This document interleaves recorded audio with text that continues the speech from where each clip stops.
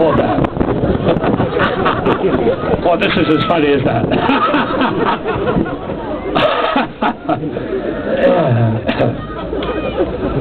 I went to the doctor. He said, "What's the matter with you?" I said, "Every time I do that, it hurts." He said, "Don't do it anymore." I said, "I broke my arm in 3 places. Don't go then again." She got up at the table. I said, "What for?" He said, "I want to sweep up." I went to the dentist. He said, "Sit in the chair and open your mouth and say 'oh.'" I said, "Why?" He said, "My dog just died."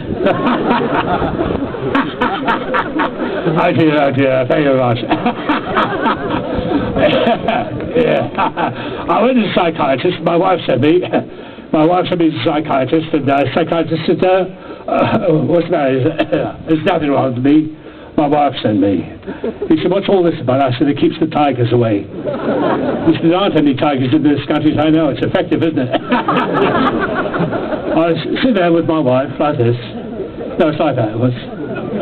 I saw her, and she said, "What's the matter?" I said, "I'm feeling homesick." She said, "But you are at home. I know, I'm sick of it."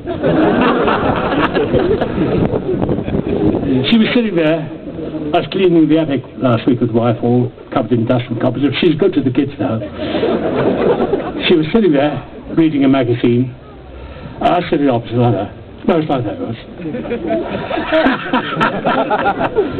And she showed me a photograph of a woman wearing a fur coat. I said, "I'd like to have that," so I cut it out and gave it to her. She said, "When we first got married, you said you could have eaten me." I said, "I wish I had now." That's enough for me and enough for her. But I just want to say what an honour it is to be here.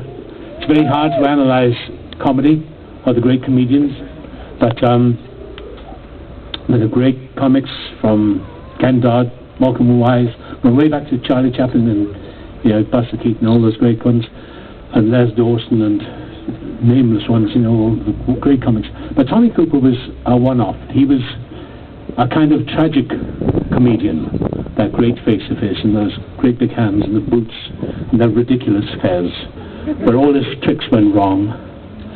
He was a wonderful self-parody, and I think we all loved Tommy Cooper. He was the comedian's comedian because he was such a self-mockery artist. And I think we, particularly in Britain, kind of admire the underdog, the failure. And Tommy represented everything that failed. And he happened to laugh at himself and make us laugh at ourselves, because that's what the art of a great comic is, like Eric Morecambe and Ken Dodd. And they're the sort of over-the-garden-wall comics, touched us right in the centre of our own lives and our communities. And they were usually sad and tough people who came from hard times. And I wish I'd met Tommy Cooper, but I never had that great privilege. But I have the great privilege today being here with his first cousin, Betty. That's right, isn't it? And she's going to help me unveil the statue. So I thank you all very much for your great hospitality. I don't know Caerphilly well. I haven't been here for many years, but it's wonderful to be here. And thank you very much. And I'd like a word from Betty. Oh, I don't know. Oh, thank you very much. I didn't expect this, honestly, because I'm one of you out there.